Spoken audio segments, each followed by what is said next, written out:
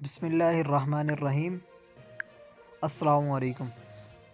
امید کرتا ہوں کہ سب دوست خیریت سے ہوں گے، میں بھی خیریت سے ہوں۔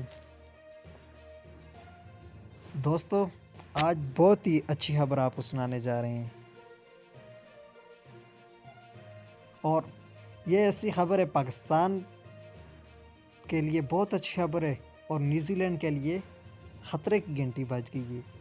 دوستو، یہ اچھی خبر سننے سے پہلے میرا چینل سبسکرائب کریں اور ویڈیو کو لائک کریں۔ چلیے شروع کرتے ہیں۔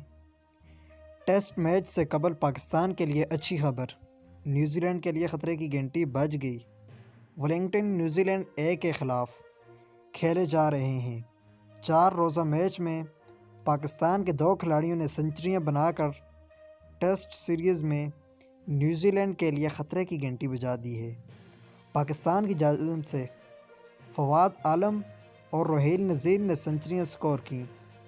4 روزہ میچ کی دوسری اننگر میں پاکستان نے بہترین بیٹنگ کا مظاہرہ کرتے ہوئے 9 وکٹوں کے نقصان پر 318 رنز بنا لیے ہیں۔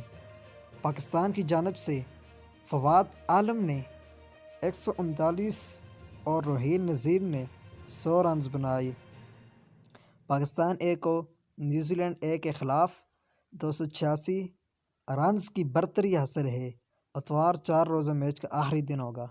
دوستو، جس کو پاکستانی ٹیم سے پیار ہے وہ اس چینل کو سبسکرائب کریں۔ Thanks for watching.